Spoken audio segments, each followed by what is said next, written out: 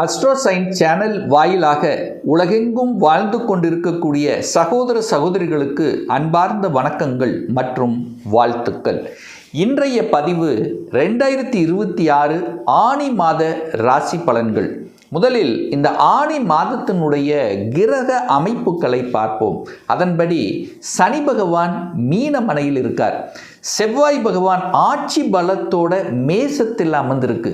சூரியனும் புதன் இந்த இரண்டு கிரகங்கள் மிதுனமனையில் வீற்றிருக்க, குரு சுக்கிரன் இந்த இரண்டு பணத்தை தரக்கூடிய கிரகங்கள் கடகமனையில் வீற்றிருக்க, கேது பகவான் சிம்மத்திலும் ராகு பகவான் கும்பத்திலும் அமர்ந்திருக்காங்க.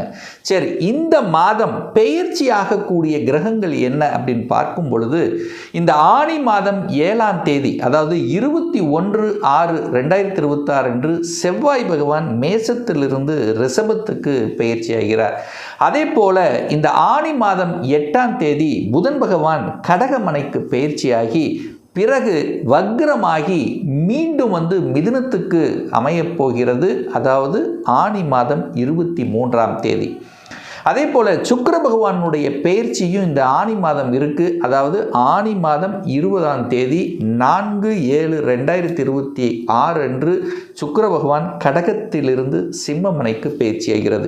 ஸோ இந்த கிரக அமைப்புகளை வைத்துக்கொண்டு இந்த ஆனி மாதம் என்ன மாதிரியான பலன்கள், சாதகம் என்ன, பாதகம் என்ன, எதை செய்யலாம், எதை செய்யக்கூடாது, எந்த தெய்வ வழிபாடு உகந்தது என்பதை டீட்டெயிலாக இந்த பதிவில் நம்ம பார்க்கலாம். இந்த பதிவை முழுவதுமாக பாருங்கள், ஸ்கிப் பண்ணாதீங்க. கண்டிப்பாக ஏதாவது ஒரு விதத்தில் உங்களுக்கு யூஸ்ஃபுல்லாக இருக்குங்கிறதுல எந்தவித மாற்று கருத்தும் கிடையாது.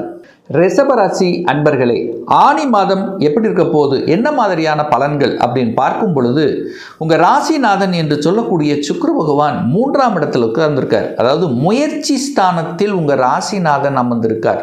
அப்போது இந்த மாதம் முயற்சியால் வெற்றி பெறக்கூடிய ஒரு மாதம், தன்னம்பிக்கை கிடைக்கக்கூடிய மாதம், தைரிய வீரியத்தோடு செயல்படக்கூடிய ஒரு மாதம். அதாவது நல்ல பல சேஞ்சஸ் உங்கள் முயற்சியால் கிடைக்க போகுது. இது வரைக்கும் தடைபட்டு சார் எவ்வளவோ ஒரு முயற்சி எடுத்த இந்த காரியம் நடக்கலை, இந்த மாதம் கண்டிப்பாக நடக்கக்கூடிய அமைப்புங்கிறது பரிபூரணமாக சொல்லலாம். ஏன்னா லாபாதிபதியோடு சேர்ந்திருக்கார் ராசிநாதன். அந்த ராசிநாதனோட குரு பகவானை இணைஞ்சிருக்கார். அப்போ இதுவரைக்கும் ஒரு வலியை கொடுத்து கொண்டிருந்தது அல்லவா, அந்த வலி நிவர்ணம் ஆகி போகிறது. அப்போ வலி நிவர்த்தியாக போகிறது, தடங்கல்கள் விலகப் போகிறது, வெற்றி கிட்டப் போகிறது, புகழ் கிடைக்கப் போகிறது, அங்கீகாரம் கிடைக்கப் போகிறது, டிராவல் நடக்கப் போகுது, ஒப்பந்தம் நடக்கப் போகுது, இப்படி எல்லாம் சொல்லலாம். ஏன்னா 3ஆம் இடம் என்பது முயற்சியால் வெற்றியடையக்கூடிய இடம். அந்த இடத்தில் உங்கள் ராசிநாதன் அமர்ந்து கொண்டு ராசிநாதனோட லாபாதிபதி இணைகிறது. அப்போ மகிழ்ச்சியும் சந்தோஷத்தை தரக்கூடிய ஒரு செயல்பாடுங்கிறது கண்டிப்பாக ரிஷபத்துக்கு இந்த மாதம் எதிர்பார்க்கலாம். சார் சனி பகவான் 11 இருக்குது, தொழில் சூப்பராக இருக்கும், அப்படி இருக்கும், இப்படி பெரிய சேஞ்சஸ் எங்களுக்கு கிடைக்கலையே என்று நினைத்து கொண்டிருக்கக்கூடிய ரிஷபத்துக்கு இந்த ஆனி மாதம் பாருங்கள், ஒரு ஜாக்பாட்டு தான், ஜாக்பாட்டுன்னு இல்லை, எதிர்பார்க்காத ஒரு நல்ல ஒரு தன்மை கண்டிப்பாக கிடைக்கும். ஏதாவது ஒரு விஷயத்தில் இது நடக்காதுன்னு நினச்சிட்டு இருந்த ஒரு சில விஷயங்கள் நடந்துடும். ஒரு பாசிட்டிவ் வைப்ரேஷனை உணரக்கூடிய ஒரு மாதமாக அமைய இருக்கிறது. 2ஆம் அதிபதி, 2ஆம் இடம் என்பது குடும்பம், தனம், வாக்கு குறிக்கக்கூடிய இடம். ஸோ அந்த இடத்தின் அதிபதி புதன் ஆட்சி பலம் வலிமையாக இருக்கார். அப்போ 2க்குரியவன் வலிமையாக இருந்தால் தனம் வருமா, தனம் நன்றாக இருக்குது. பொருளாதாரம் கிட்டுமா, கிட்டும். ஏன்னா முயற்சி ஸ்தானத்தில் இருக்கீங்க. உங்கள் முயற்சியால் வருமானம் பெருக்கிக் கொள்ளக்கூடிய அமைப்பு உண்டு. அங்கே சூரியன் வேறு இருக்கார், பேச்சு சூரியனை போல இருக்கும். அரசாங்கத்தின் மூலமாக அனுகூலம் உண்டு, நல்ல சிந்தனா வளம் உண்டு. அறிவுக்கு காரகிரகம் புதன் இருக்குல்ல, எந்த இடத்தில் எதை செய்யணும் எதை செய்யக்கூடாதுங்கிறது உங்கள் உள் மனசு கண்டிப்பாக சொல்லும். இந்த ரிஷபத்துக்கு பாருங்கள், கரெக்டாக கண்டுபிடிப்பீங்க. இது செய்தால் நமக்கு நன்மை, இது செய்தால் நம்ம தோற்று போயிடும் அப்படிங்கிறது உங்கள் உள் மனசு ஆழமாக விதைக்கும். அதை கெட்டியாக பிடிச்சுக்குங்க. உங்கள் உள் மனது தான் உங்களை வழிகாட்டக்கூடிய தன்மை இந்த மாதம். 3ஆம் இடத்தில் குரு சுக்கிரன் சூப்பர். விற்பனை என்று இருக்கக்கூடிய, வியாபாரத்தில் இருக்கக்கூடிய அனைத்து விஷயத்தில் சேல்ஸ் அப்படின்னு சொல்லக்கூடிய டார்கெட் சேல்ஸ் அப்படின்னு இருக்கக்கூடிய அத்தனை விஷயங்களும் சக்ஸஸ் கொடுக்கும். வியாபாரம், எந்த வியாபாரம் வேணால் எடுத்துக்கோங்க, சிறிது வியாபாரம் பெரிய வியாபாரம் எப்படி இருந்தாலும் சரி சக்ஸஸ் கொடுக்கக்கூடிய ஒரு நல்ல மாதம் தான் இந்த ஆனி மாதம். அதே சமயத்தில் பார்த்தீங்கன்னா குரு சுக்கிரன் 2 பொருளாதார கிரகங்கள் முயற்சி ஸ்தானத்தில் உட்கார்ந்துருக்கார். நேர 9ஆம் இடமான பாக்கியஸ்தானத்தை பார்க்குது. ஒரு பாக்கியம் கிட்டாதா, இந்த ஒரு பாக்கியம் எனக்கு இருந்தால் நல்லது அப்படின்னு நினச்சிட்டு இருக்கீங்க பாருங்கள். ஒவ்வொருத்தரும் ஒவ்வொன்று நினச்சிட்டு இருப்பீங்க. அதில் ஒரு பாக்கியம் கண்டிப்பாக கிட்டக்கூடிய ஒரு மாதமாக இந்த ஆனி மாதம் அமையப்படும். அது என்ன பாக்கியம் என்ன இருக்கட்டும். ஒரு சிலருக்கு பண தேவை இருக்கலாம், ஒரு சிலருக்கு திருமணம் சார்ந்த விஷயமா இருக்கலாம், ஒருத்தருக்கு வேலையாக இருக்கலாம், ஒருத்தருக்கு படிப்பு, இந்த கோர்ஸ் கிடச்சிட்டா எனக்கு சூப்பர் அப்படின்னு நினச்சிட்டு இருக்கலாமா. ஸோ ஏதாவது ஒன்று நல்ல விஷயங்கள் உங்கள் காதுக்கு இனிமையாக கிடைக்கக்கூடிய ஒரு நல்ல மாதமாகவே இந்த ஆனி மாதம் அமையும். இந்த ரிஷபராசி என்பர்கள் நிறைய பேர் நான் வீடு வாங்கணும்னு நினச்சிட்டே இருப்போம், ஆனால் வாங்க முடியாது. ஒரு சிலருக்கு அந்த வீட்டினுடைய எண்ணமே இருக்காது, ஆனால் இந்த மாதம் அதை பற்றி திங்க் பண்ணுவீங்க. இத்தனை நாள் வாடகை கட்டியிருக்கோம், அந்த வாடகை கட்டின வீட்டை இருக்கக்கூடிய பணத்தை வச்சாவது நம்ம ஒரு சொந்த வீடு வாங்கியிருக்கலாம் அப்படிங்கிற எண்ணங்கள் எல்லாம் இப்போது உங்கள் மனசில் உதயமாகும். அப்போது வீட்டை பற்றிய சிந்தனைகள், வீடு வாங்கணுங்கிற எண்ணங்கள் உங்கள் எண்ணத்தில், உங்கள் முயற்சியில் அது ஓடிக்கொண்டிருக்கும். அந்த தடங்கள் எல்லாம் விலகப் போகிறது.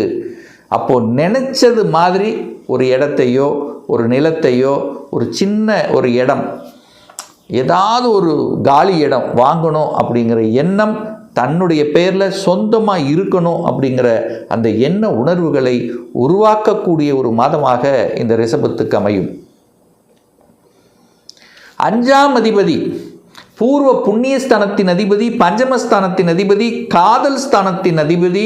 அதே சமயத்தில் 5ங்கிறது குழந்தை. அந்த அதிபதி எங்கே இருக்கார்? 2ஆம் இடத்தில் உட்கார்ந்துருக்கார். அங்கே ஆட்சி பலத்தோட ஸ்ட்ராங்காக இருக்கார். 5க்குரியவன் வலிமை பெறுகிறது. குழந்தையன் அப்படின்னா குருவை பார்க்கணும். அந்த குரு எப்படி இருக்கார்? உச்சமாக இருக்கிறார். உங்கள் ராசி அதிபதியோடு சேர்ந்துருக்கு. அப்போ குழந்தை ஆசைகள் நிறைவேற்ற முடியுமா இல்லையா? கண்டிப்பாக முடியும். குழந்தைகள் நல்லபடியாக இருக்க போகிறது. நல்லபடியான கோர்ஸ், அவங்களுக்கு பிடிச்ச கோர்ஸ் கிடைக்க போகிறது. அதற்கான முயற்சியில் இறங்க போகிறீங்க. அதனால் ஒரு சந்தோஷம், மனநிறைவு அப்படிங்கிறது உங்கள் மனசில் இருக்கும். அப்போ குழந்தைகளுக்காக செலவிடக்கூடிய, அவங்கள பற்றியான அந்த ஆசைகளை ஃபுல்ஃபில் பண்ணக்கூடிய அமைப்பு இந்த மாதம் பரிபூர்ணமாக இருக்கிறது. அப்போ குழந்தை நலன் திருப்திகரமாக இருக்கக்கூடிய ஒரு மாதம். சார், சுப காரியங்கள் நடக்குமா? திருமண விஷயங்கள், மங்களகரமான விஷயங்கள் இந்த மாதம் நல்லபடியாக இருக்குமா அப்படின்னு கேட்டிங்கன்னா 7ஆம் இடத்தை பார்க்கணும். அந்த 7ஆம் அதிபதியாக இருக்கக்கூடிய அந்த செவ்வாய் பகவான் ஆட்சி பலத்தோட ஸ்ட்ராங்காக 12ல் உட்கார்ந்துருக்கார். ஆனாலும் இந்த மாதம் உங்கள் ராசிலேயே உட்கார போகிறார். எப்போ உட்கார போகிறார்? இந்த ஆனி மாதம் 7ஆம் தேதி செவ்வாய் பகவான் உங்கள் ராசியில் அமர்ந்து கொண்டு 7ஆம் இடத்தை பார்க்குறார். குரு, அதாவது குரு பலம் வேணும்னு சொல்லுவாங்க. அந்த குரு 7ஆம் இடத்தை பார்க்குது. உச்சமாக இருந்து 7ஆம் இடத்தை பார்க்குது. டக்குன்னு திருமணம் நிச்சயர்த்தமாகும். ஒரு சிலருக்கு செட் ஆகும். திருமணம் வேண்டான்னு நினச்சிட்டு இருந்தவங்களுக்கு ஆயிரும். 2 வருஷம் 3 வருஷம் பொறுத்து கொண்டு இருந்தவர்களுக்கெல்லாம் ஏதோ ஒரு நல்ல செய்தி கிடைக்கக்கூடிய அமைப்புங்கிறது உண்டு. அப்போ திருமண விஷயத்தில் தடைபட்டு கொண்டிருக்கக்கூடிய ரிஷபத்துக்கு இந்த ஆனி மாதம் தடையை நிவர்த்தி ஆகுது. எப்படி சார் சொல்கிறீங்க? 7ஆம் அதிபதியாக இருக்கக்கூடிய செவ்வாய் உங்கள் ராசிலேயே இருந்து கொண்டு 7ஆம் இடத்தை பார்க்குறார். திருமணஸ்தானத்தின் அதிபதி திருமணஸ்தானத்தை பார்ப்பதும், குரு லாபத்தை கொடுக்கக்கூடியவன், 11ஆம் அதிபதி முயற்சி ஸ்தானத்தில் உங்கள் ராசிநாதனோடு இணைந்து இருக்கார் அல்லவா, அந்த குரு தனது 5ஆம் பார்வையாக 7ஆம் இடத்தை பார்க்குறார். அப்போ குரு 7ஆம் இடத்தை பார்க்கும்போது அந்த 7ஆம் இடத்தை விருத்தி அடைய செய்கிறது. அங்கே இருக்கக்கூடிய பிரச்சனைகள் எல்லாம் சரி செய்யப்படுகிறது. ஏன்னா குருதான் ஒரு கடவுள், குருதான் நல்லவர். இருக்கக்கூடிய கிரகங்களிலேயே அந்த குரு அந்த குரு என்னாலே என்ன? ஒரு நல்லவர் உங்களை பார்க்குறார். நீங்கள் நல்லவராக மாறப்போகிறீர்கள். அப்போ நல்ல விஷயங்கள் அந்த 7ஆம் இடத்திலிருந்து கிடைக்கப் பெறுகிறது. அங்கே திருமணம் நடக்கப் போகுது. கூட்டு தொழிலில் கூட்டாளிகள், கூட்டு தொழில், இது சமூகத்தை குறிக்கக்கூடிய இடமும் 7ஆம் இடம் தான். உங்கள் நண்பர்களை குறிக்கக்கூடிய இடம் 7ஆம் இடம். அதெல்லாம் விருத்தி அடைய போகிறதுன்னு அர்த்தம். நல்ல நண்பர்கள் கிடைப்பாங்களா? கண்டிப்பாக கிடைக்கும். நண்பர்களால் அனுகூலம் ஆதாயம் உண்டா? உண்டு. ஸோ இப்படி நல்ல விஷயங்கள் அந்த 7ஆம் இடத்தின் வாயிலாக கிடைக்கப்பெறுகிறது. கணவன் அல்லது மனைவி மூலமாக ஒரு வருமானம் கிடைக்குமா? கிடைக்கும். அல்லது ஆதாயம் உண்டா? அல்லது சொத்துக்கு சேர்க்கக்கூடிய அமைப்பு இருக்கா? கண்டிப்பாக உண்டு என்று தான் நான் சொல்லுவேன். பாக்யாதிபதி 10ஆம் அதிபதி, 9ஆம் அதிபதி, 10ஆம் அதிபதி, இந்த ரிஷபத்துக்கு ராஜ யோகத்தை தரக்கூடிய ஒரு நல்ல கிரகம் யாருன்னா சனி பகவான் தான். அந்த சனி பகவான் 11ஆம் இடத்தில் இருக்கார், லாபஸ்தானத்தில் இருக்கார். சார் இது வரைக்கும் லாபமே கிடைக்கல சார், போட்ட முதலீடு நமக்கு கிடைக்கல சார், ஏதோ போயிட்டுருக்கு சார், இப்போ நல்லா போயிட்டு இருக்க போகுதுன்னு அர்த்தம். இப்போ நல்ல விதமாக உங்கள் அறிவாற்றல் மேம்பட போகுது. ஏன் இது வரைக்கும் நமக்கு நடக்கலை, ஏன் இது வரைக்கும் தடை ஏற்பட்டது, எங்கே பிரச்சனை, எந்த இடத்துல இருக்குது, எல்லாமே அலசி ஆராயக்கூடிய தன்மை இருக்குது. ஒரு ஸ்ட்ராட்டஜிக்கல் பக்க வகுப்பீங்க. இப்படி செய்தால் நமக்கு நல்லது, இப்படி செய்தால் நமக்கு தீமை, கம்ப்ளீட்டாக ஒரு ஸ்ட்ரக்சர் போடக்கூடிய அமைப்புங்கிறது ரிஷபத்துக்கு கண்டிப்பாக இந்த மாதம் இருக்கிறது. சில சேஞ்சஸ், சில முடிவுகளை எடுப்பீர்கள். இதுவரைக்கு தொழிலே செய்யாமல் இருக்கின்றவர்கள் கூட சொந்த தொழில் செய்தால் என்ன அப்படின்றது கேள்வி கேட்கக்கூடிய அல்லது உங்கள் உள்மனசில் ஆராயக்கூடிய, ஏன் நமக்கு இது பண்ணலாமே, நாம் ஒரு ஸ்ட்ராங்காக இருக்கலாமே அப்படிங்கிற எண்ணங்கள் உங்கள் ஆழ்மனதில் உருவாக்கக்கூடிய தன்மை இந்த மாதம் உண்டு. தொழில், வேலை, வியாபாரத்தில் ஒரு நல்ல மாற்றங்களை கொடுக்கும். திடீர்னு ஒரு சிலருக்கு இன்க்ரிமெண்ட் கிடைக்கலாம், ஒரு பதவி ப்ரமோஷன் கிடைக்கக்கூடிய அமைப்பு. ஸோ இந்த மாதிரி நல்ல விஷயங்களை கொடுக்கக்கூடிய ஒரு நல்ல மாதமாகவே, நல்ல செய்திகளை கொடுக்கக்கூடிய, மனசுக்கு சந்தோஷத்தை தரக்கூடிய சில நல்ல விஷயங்கள் கண்டிப்பாக நடக்குங்கிறதுல எந்தவித மாற்று கருத்தும் கிடையாது இந்த ரிஷபராசி அன்பர்களுக்கு.